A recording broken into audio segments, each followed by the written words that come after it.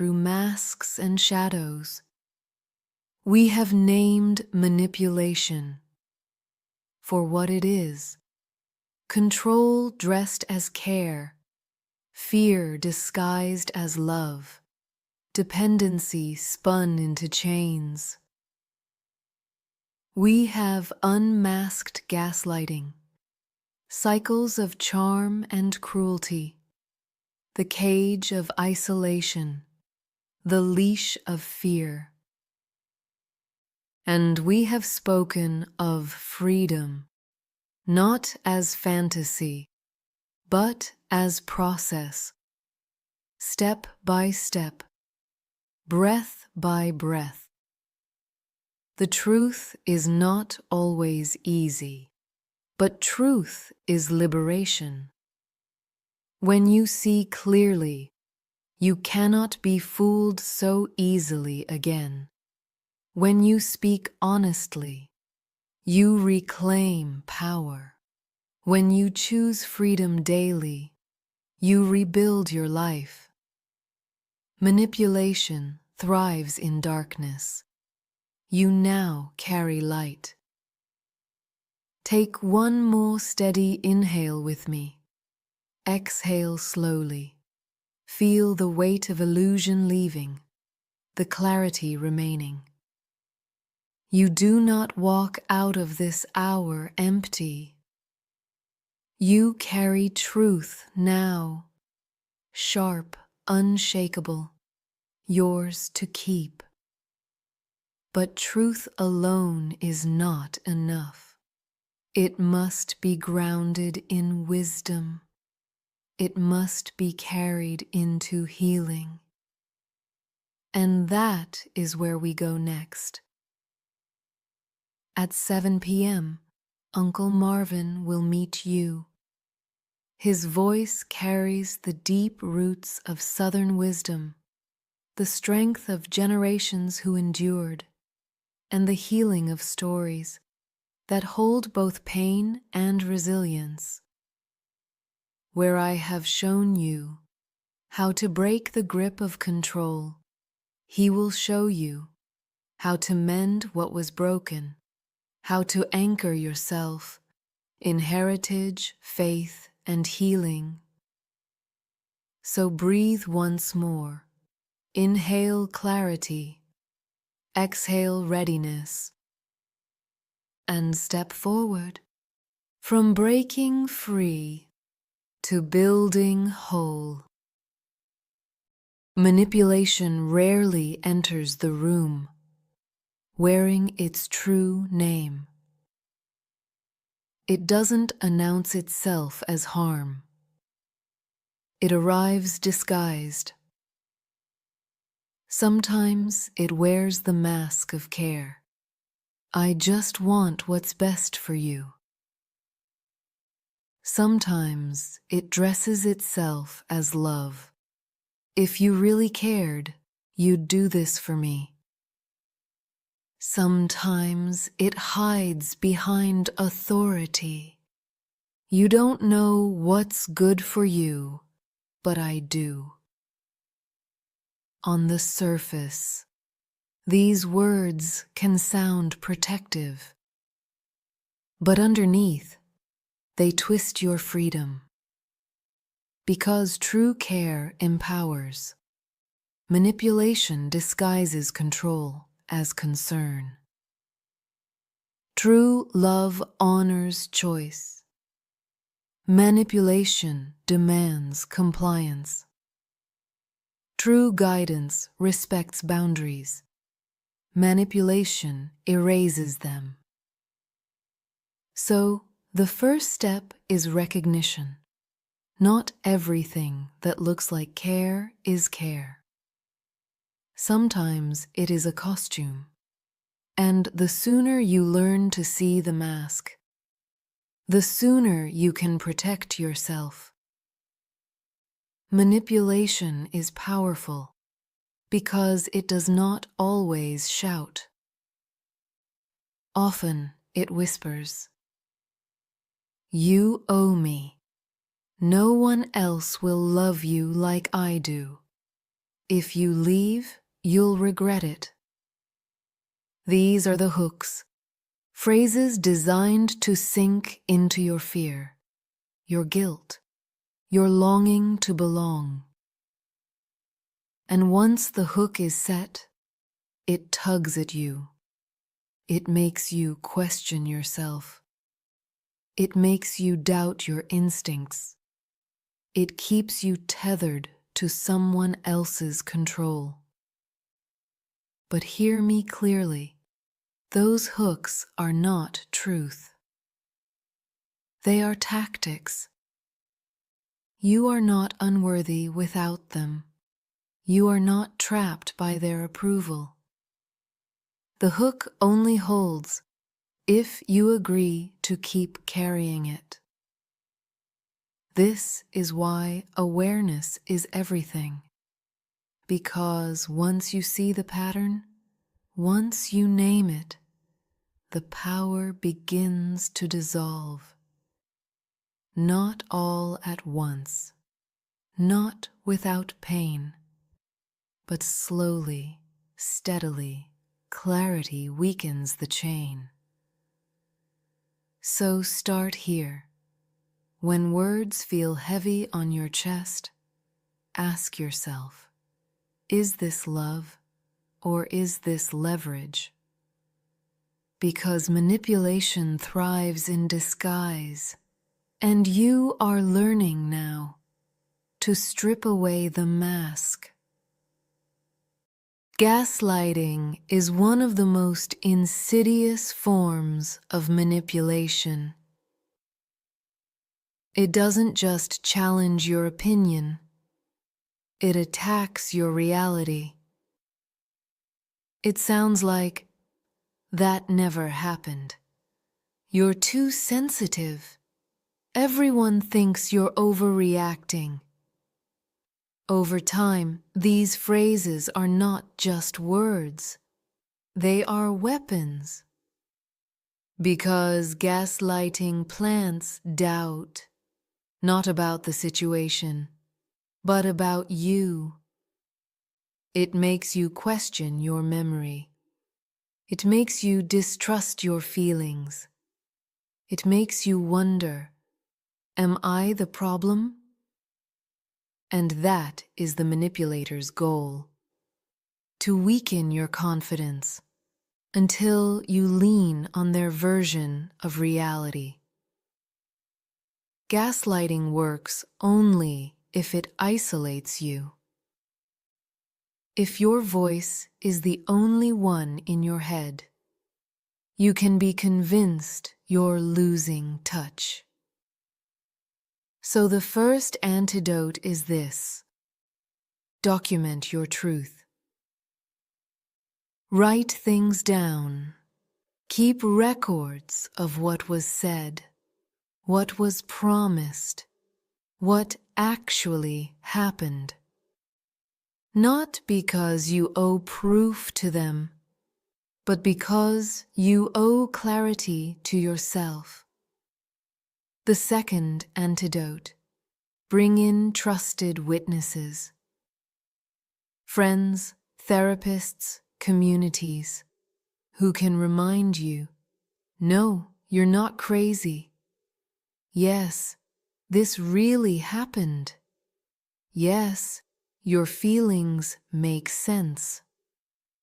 The third antidote: practice saying the words, "I know what I experienced." Even if your voice trembles, each time you repeat it, you reclaim ground. Gaslighting is a war on your perception.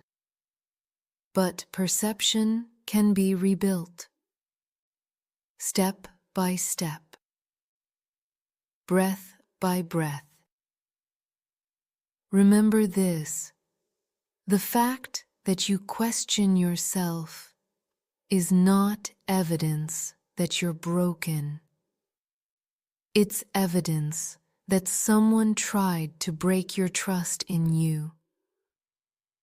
And every time you choose to affirm your own reality, you weaken their grip. Gaslighting is powerful, but truth, once named, is stronger. Manipulation rarely begins with cruelty. It begins with charm. The compliments flow easily. The attention feels intoxicating. The gestures are grand, as though you've finally been chosen, finally been seen. This stage is deliberate. It builds attachment quickly. It convinces you that this connection is rare, that you must not lose it. The hook is set in the sweetness, because once you are invested, once you feel special, you are easier to control. But soon, the charm shifts. Little criticisms creep in. That warmth grows conditional. Silence replaces affection, unless you comply. And when you resist, punishment arrives. It may be anger, sharp and sudden. It may be withdrawal, cold and distant. It may be guilt. After all I've done for you. This is the cycle of control. Idealize, devalue, punish. And then, just when you are ready to leave, the charm returns. A sudden apology, a tender gesture, a reminder of the sweetness that hooked you in the first place. And so the loop begins again. What makes this cycle dangerous is not just the harm itself. It's the hope, the belief that the good version is real and the cruelty is the exception. But hear me clearly. The cycle is the truth. The inconsistency is the control. The whiplash keeps you unsteady, always working to earn back affection that should never have been conditional. Breaking free begins with seeing the pattern, naming it, refusing to be fooled by the return of charm. Because real care is steady, real love is consistent, and anything that holds you hostage between sweetness and cruelty is not love at all. One of the oldest tricks in manipulation is also one of the quietest: isolation. It doesn't always begin with outright commands. Often, it starts subtly. They don't really understand you like I do. Your friends are jealous of us. Why do you need anyone else when you have me? At first, these words can sound flattering. They paint the manipulator as special, as uniquely invested. But slowly, the circle closes in. You stop calling friends as often. You pull back from family gatherings. You second-guess whether anyone else would even believe your perspective.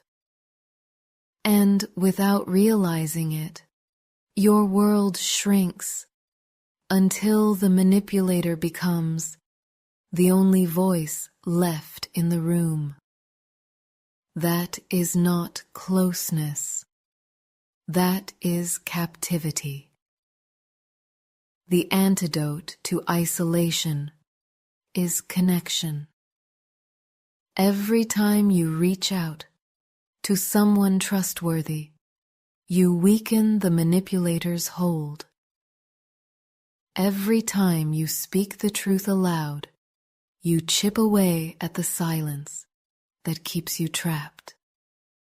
Reclaiming connections may feel risky. You may fear judgment. You may worry no one will understand.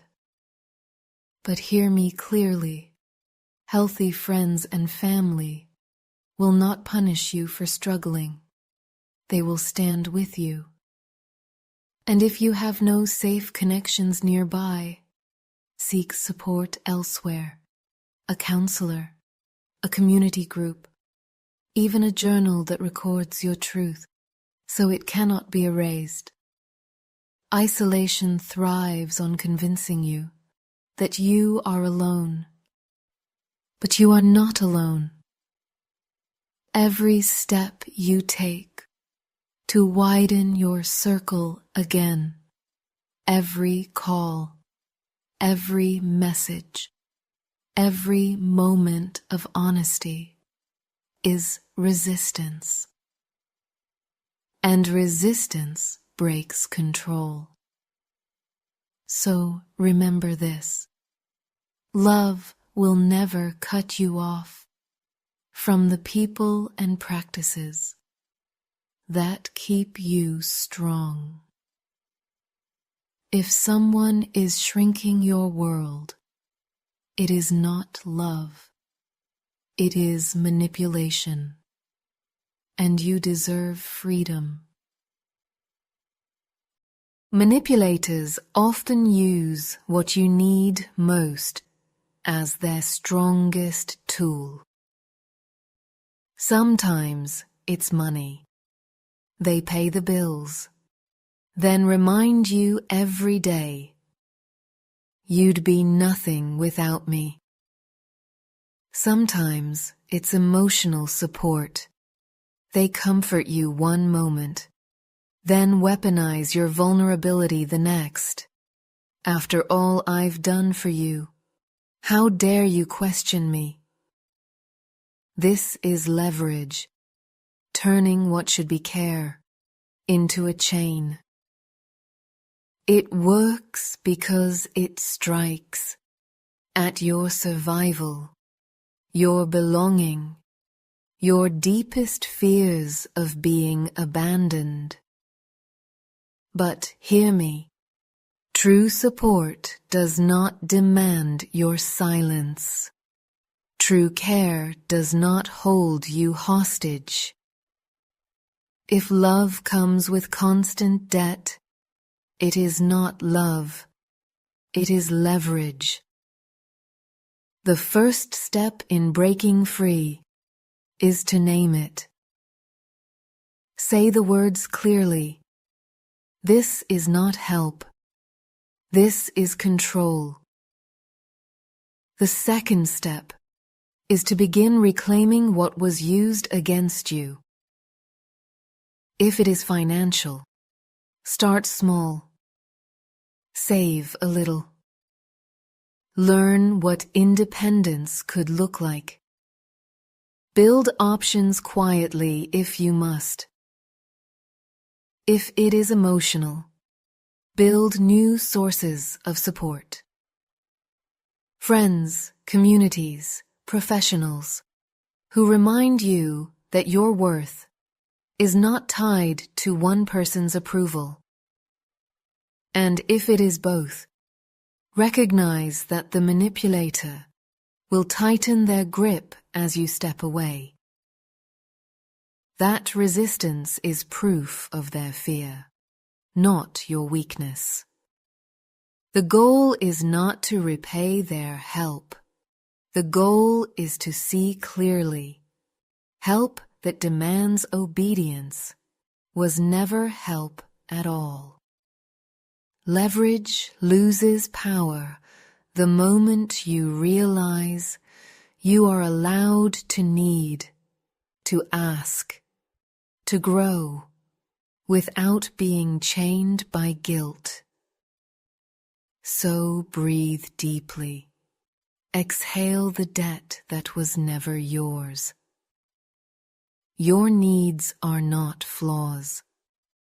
your dependence does not make you unworthy. And anyone who twists your needs into shackles is not protecting you. They are protecting their control.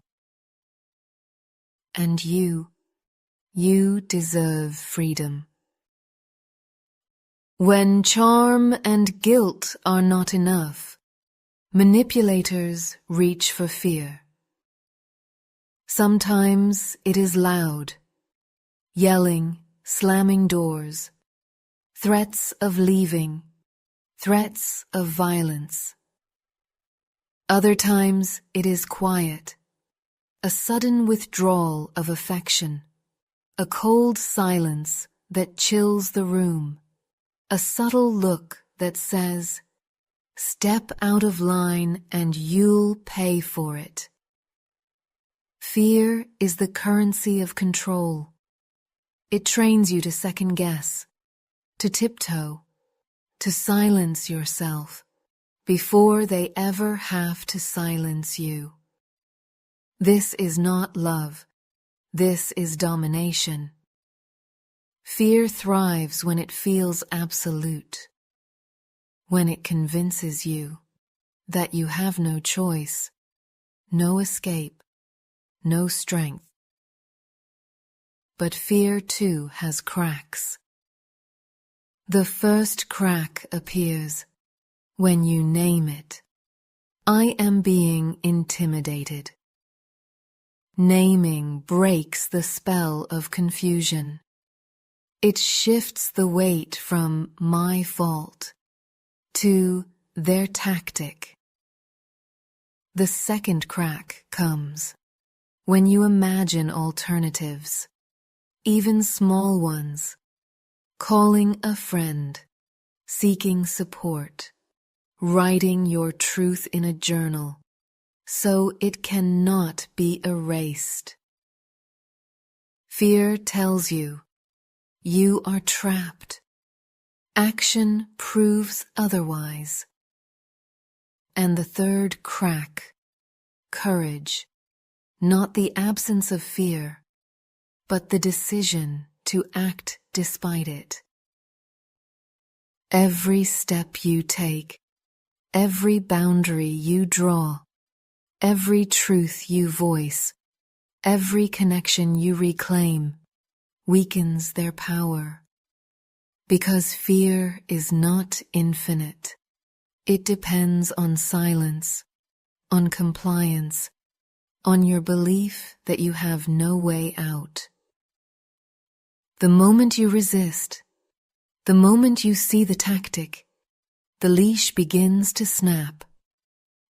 So remember this: if love requires your fear, it is not love, it is control. And you deserve to live free of anyone who needs your fear to feel powerful. When manipulation is exposed, when the control begins to crack, most manipulators do not surrender. Instead, they perform change. The apologies arrive, grand, tearful, rehearsed. The promises sound convincing. I'll never do that again. I see what I've done. This time will be different. And for a moment, hope returns. The tenderness feels real. The cycle feels broken. But then, slowly, the old patterns creep back. Because for manipulators, promises are not commitments. They are tools. They buy time. They calm resistance. They reset the cycle. The illusion of change is not growth. It is strategy. So how do you know? if change is genuine. Look for consistency, not declarations. Has behavior shifted over weeks, over months, not just in the glow of an apology, but in the quiet grind of daily life? Look for accountability. Does the person admit the harm without excuses? Do they seek support to change, or do they rely on your forgiveness alone? Look for respect. Do they honor your boundaries now, not only when they fear losing you? Real change is slow. It is proven, not performed. Anything less is just the cycle in new clothing. So when the words sound perfect, but the actions remain hollow, trust what you see. Because true change does not need convincing. It shows itself quietly, consistently, until safety grows again. And if safety never grows, then the change was never real. Do not be fooled by the illusion.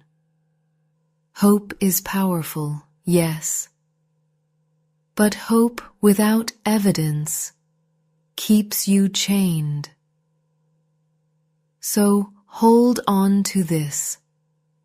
Love proves itself in action, not in performance. And you deserve nothing less than the real thing. One of the manipulator's greatest victories is teaching you to silence yourself. Every time you swallowed words to avoid conflict, every time you bit back truth because you feared the reaction, every time you stayed quiet just to keep the peace, that silence becomes a cage. At first, it feels like survival, but over time, it becomes self-erasure. You forget the sound of your own needs. You begin to doubt that your voice even matters. And that is exactly what manipulation wants. Your silence. Because silence protects their power. Reclaiming your voice begins small. It doesn't start with shouting. It starts with whispering truth back to yourself. Try it. I felt hurt. I need space. I deserve better. Say the words aloud, even if no one else hears them yet. Then practice with safe people, a friend who listens, a therapist who validates, a journal that holds your truth without interruption. Notice how it feels in your body when you speak honestly, perhaps shaky, perhaps freeing. With time, the words grow stronger. The cage begins to crack. And when you finally speak, in the presence of the manipulator, clear, firm, unapologetic, you reclaim the power they tried to take from you. Your voice is not a weapon. It is your birthright. And every word you speak, in truth and self-respect, is a step toward freedom. So remember this: silence was survival then. But now, your voice is the path forward. And no one, no matter how skilled in manipulation, has the right to take it from you again. Many people imagine freedom as a single moment, bags packed, doors slammed, a dramatic goodbye. And yes, sometimes it looks like that, but more often, freedom unfolds quietly. It begins with awareness, naming the manipulation.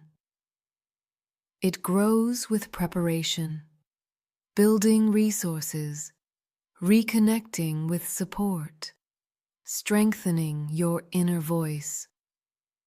And then it takes shape in steps, a conversation spoken with new clarity, a boundary held, a decision made without permission. Freedom is not just leaving a person, it is leaving the pattern. And patterns don't always fall in a day. So, if your process feels slow, don't confuse that with failure. Every small act of reclaiming yourself is freedom in motion. So, how do you measure freedom?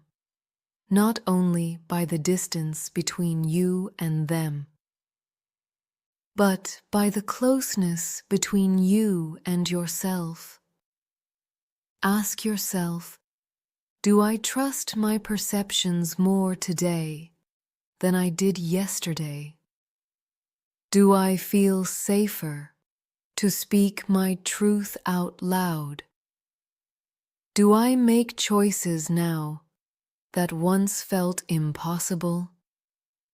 That is freedom.